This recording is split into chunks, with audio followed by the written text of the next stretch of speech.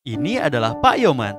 Beliau merupakan salah satu pegawai yang memiliki jabatan tinggi dalam suatu instansi pemerintahan. Meskipun memiliki jabatan yang tinggi, Pak Yoman tidak pernah menyalahgunakan jabatannya tersebut untuk kepentingan pribadinya. Mengapa demikian? Hal itu dikarenakan beliau diawasi oleh Permenkumham Nomor 38 Tahun 2015 tentang pedoman penanganan benturan kepentingan di lingkungan perusahaannya.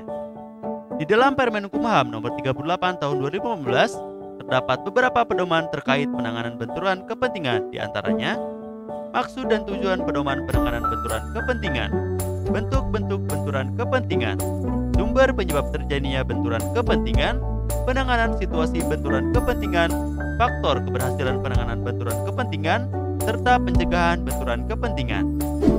Apa sih fungsi dari Permenkumham itu? Sebagai pedoman bagi pegawai Kemenkumham dalam mengenal, mencegah, dan mengatasi situasi benturan kepentingan di lingkungan Kemenkumham. Mencegah terjadinya pengabaian terhadap pelayanan publik oleh pegawai atau pejabat Kemenkumham. Mencegah tumbuhnya kerugian negara sebagai akibat dari perbuatan KKN. Menciptakan pemerintahan yang bersih dan berwibawa. Bentuk-bentuk benturan kepentingan: menerima gratifikasi atau pemberian atau penerimaan hadiah atas suatu keputusan ataupun jabatannya. Menggunakan barang milik negara dan atau jabatannya untuk kepentingan pribadi atau golongan. Memberikan akses khusus kepada pihak tertentu tanpa mengikuti prosedur yang seharusnya. Pemberian izin dan atau persetujuan dari pegawai yang diskriminatif. Situasi yang menyebabkan seseorang menerima gratifikasi. Situasi yang menyebabkan penggunaan aset instansi untuk kepentingan pribadi. Situasi di mana pegawai memberikan akses khusus kepada pihak tertentu, misalnya dalam perekrutan pegawai tanpa mengikuti prosedur seharusnya. Serta situasi di mana terdapat hubungan kekeluargaan antar pejabat atau pegawai dengan pihak lainnya yang memiliki kepentingan dengan jabatan di Kemenkumham. Lalu, apa saja sumber penyebab dari benturan kepentingan itu? Perangkapan jabatan, sehingga tidak dapat menjalankan jabatannya secara profesional, independen, dan akuntabel. Hubungan afiliasi, baik secara pribadi ataupun golongan, yaitu hubungan yang dimiliki oleh seorang penyelenggara negara dengan pihak tertentu, baik karena hubungan darah, hubungan perkawinan, maupun hubungan pertemanan yang dapat mempengaruhi keputusannya. Gratifikasi, serta kepentingan pribadi. Penanganan situasi benturan kepentingan.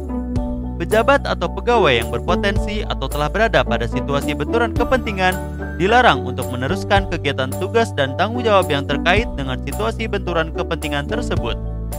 Pejabat atau pegawai yang berpotensi atau telah berada pada situasi benturan kepentingan wajib membuat surat pernyataan potensi benturan kepentingan terhadap kondisi tersebut kepada atasan langsung.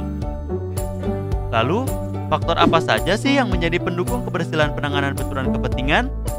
Komitmen dan keteladanan pemimpin, partisipasi dan keterlibatan pegawai, perhatian khusus atas hal tertentu, serta pemantauan dan evaluasi. Lantas, langkah seperti apa yang bisa mencegah benturan kepentingan? Dilarang melakukan transaksi dan atau menggunakan aset instansi untuk kepentingan pribadi, keluarga, atau golongan. Dilarang menerima dan atau memberi hadiah ataupun manfaat dalam bentuk apapun yang berkaitan dengan jabatannya dalam kaitannya dengan mitra kerja, penyedia barang dan jasa. Dilarang mengizinkan pihak ketiga memberikan sesuatu dalam bentuk apapun kepada penyelenggara negara. Dilarang memanfaatkan data dan informasi rahasia instansi untuk kepentingan pihak lain.